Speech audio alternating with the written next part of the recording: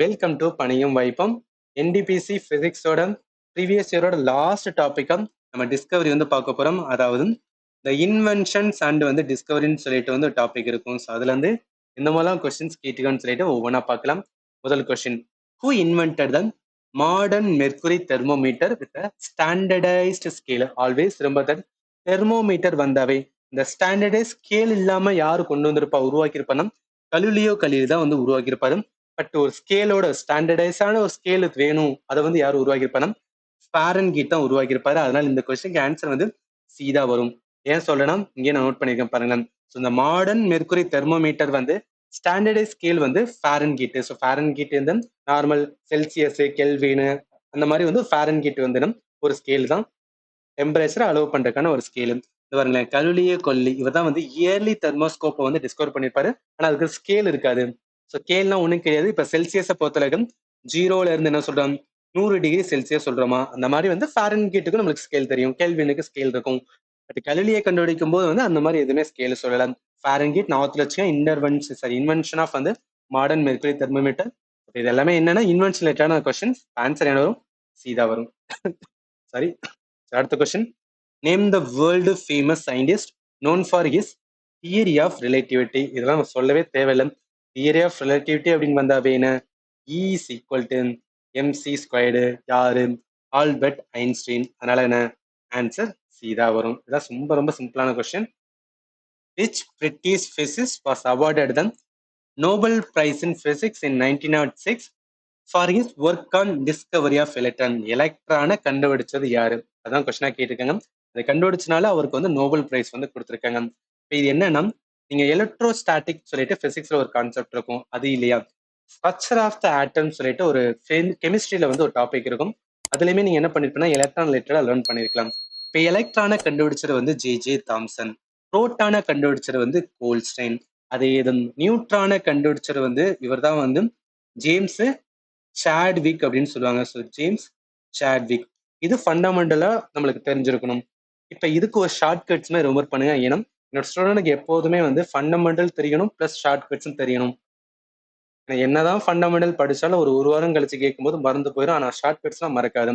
அந்த தாம்சனுக்கு ஒரு சில்லியான short cuts என்னன்னா, இங்க சன் இருக்கு பாத்தீங்கன்னா, இவர் தான் வந்து எலக்ட்ரானை வந்து கண்டுபிடிச்சார், ரைட்டா? அந்த எலக்ட்ரான்ல இருக்கிற எலெக்ஷன், அதாவது இந்த எலெக்ட் அப்படின்னு எடுத்துக்க, இங்க சன் எடுத்துக்க. அதாவது தமிழ்நாடு பாலிடிக்ஸ் எல்லாமே என்ன, குடும்ப அரசியல். எலெக்ஷன்ல சன்னு. எதுக்கு இதை சொல்றேன் அப்படின்னா, எய்தர் சினிமா இல்ல பாலிடிக்ஸ் இதை வச்சு சொல்லும் போது அவ்வளவு சீக்கிரம் நம்மளுக்கு மறக்காது. அதனாலதான் இங்க புரோட்டானை கண்டுபிடிச்சிரு. ஸோ புரோட்டானை கண்டுபிடிச்சாதான் என்ன, கோல்ஸ்டன். இது எப்படின்னா, இப்ப இந்த ப்ரோ அப்படின்னு இருக்கு பாத்தீங்கன்னா, அதாவது ப்ரோ பிளேயர் அப்படின்னு ஒருத்தவங்க சொல்றோம் கேம்ல சொல்றாங்க என்ன, அவங்க தான் வந்து டாப்பர்ஸ்ட் வந்து ரேட்டர் இல்ல ரொம்பவே வந்து அட்வான்ஸ்டான ரொம்ப நல்லா விளையாடக்கூடிய பிளேயர். அப்ப ப்ரோ மீன்ஸ் வந்து டாப் அப்படின்னு அர்த்தம்.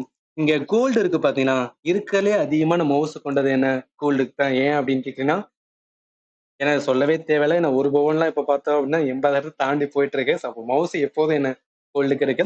அப்ப இது வந்து டாப்பு.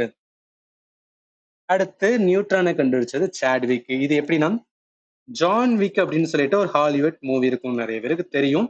அந்த ஜான் விக் ஃபர்ஸ்ட் பார்ட்ல என்ன சொல்றாங்கன்னா, அவர் ஒரு நியூட்ரானால ஆளை தான் காமிப்பாங்க. அதாவது அவர் வாழ்ந்து அவர் வேலை உண்டு இருப்பாரு.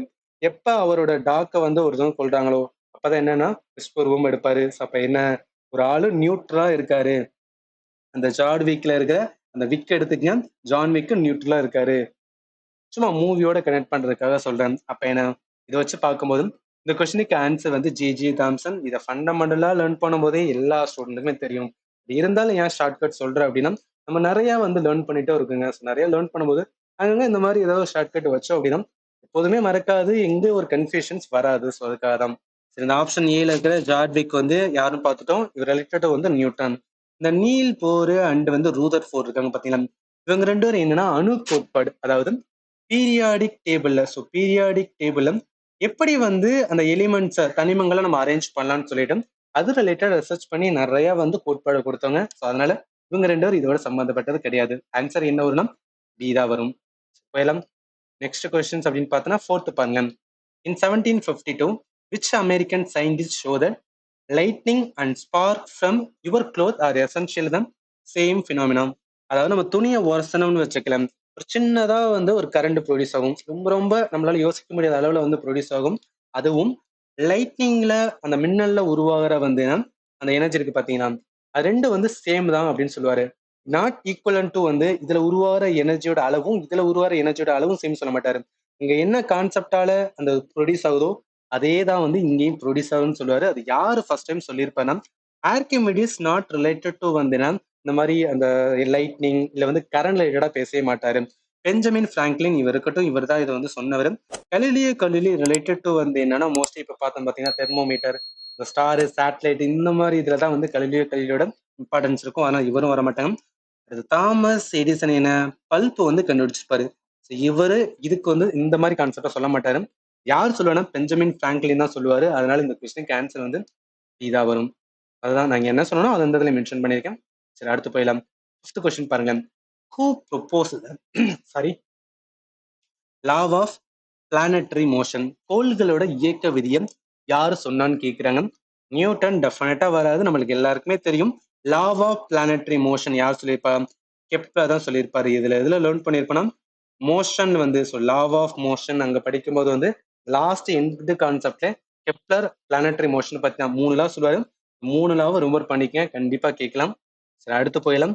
அடுத்த கொஸ்டின் பார்த்தோம்னா which one of the following was discovered by Henry Becquerel. அதாவது இதுக்கு முன்னாடி ரேடியோ ஆக்டிவிட்டி அந்த டாபிக்ல நான் சொன்னேன். பிக்யூரல் தான் என்ன அப்படின்னா பிக்யூ அப்படின்னு சொல்லுவோம். அதாவது ரேடியோ ஆக்டிவிட்டியோட எஸ்ஐ யூனிட். அப்ப சம்திங் ரிலேட்டட் வந்து ரேடியோ ஆக்டிவிட்டி அதை டிஸ்கவர் பண்ணனால இந்த கொஸ்டினுக்கு ஆன்சர் என்ன வரும்? டி தான் வரும். நிறைய பாருங்க டாபிக்ல வந்துன்னா ஒவ்வொன்றும் வந்துன்னா ஒரு அங்கங்க வந்து என்னன்னா மேட்ச் ஆகுது. ஆல்மோஸ்ட் வந்து அந்த கான்செப்ட் மட்டும் நம்ம ப்ராப்பரா வந்தோம்னா ஈஸியா ஆன்சர் பண்ணிடலாம். சரி அடுத்து போயிடலாம். அவ்வளவுதாங்க, 6 கொஸ்டின் தான் இந்த டிஸ்கவரில இருந்து கேட்டிருக்காங்க. ரொம்ப பேசிக்கா தான் இருக்கு. இப்போ பிசிக்ஸ்ல நீங்க கம்ப்ளீட்டா இன்வென்ஷன் அண்ட் டிஸ்கவரி லேர்ன் பண்ணா நம்ம ஃபண்டமெண்டலா ஆல்ரெடி கவர் பண்ணியிருக்கோம். எதுக்கு இதை சொல்றேன்னா என்சிஆர்ட்ல 6th இருந்து 12th வரைக்கும் என்சிஆர்ட்ல என்னெல்லாம் இன்வென்ஷன் டிஸ்கவரி இருக்கோ எல்லாத்தையுமே எடுத்து ப்ராப்பரா வந்து கொடுத்துருக்கோம். 42 மினிட்ஸ்ல ஒரு வாட்டி நம்ம பார்த்தா போதும். இதுல இருந்து நம்ம எல்லாம் தெரிஞ்சுக்கலாம். பிசிக்ஸ்ல டிஸ்கவரில இருந்து கேட்கும்போது நம்மளால ஈஸியா ஆன்சர் பண்ணலாம். ஏன்னா ஒன் லைன் தான் கேட்கறாங்க. ஜஸ்ட் வாட் இஸ் வாட், யாரு கண்டுபிடிச்சா என்ன இது, அவ்வளவுதான் கேட்கறனால பேசிக்கா தெரிஞ்சுட்டா போதுமானது. இது யாருக்கான நீங்க ஃபண்டமெண்டல் இன்னும் கம்ப்ளீட் பண்ணாம இருந்தீங்க, டிஸ்கவரி இன்வென்ஷன் ரிலேட்டடா நான் ப்ரிப்பேர் பண்ணலைன்னா நீங்க பார்க்கலாம். ஸோ இதுக்கான லிங்க் இந்த கோர்ஸுக்கான லிங்க் வீடியோ டிஸ்கிரிப்ஷன் கொடுக்குறேன். நீங்க வந்து செக் பண்ணி பார்த்துக்கலாம்.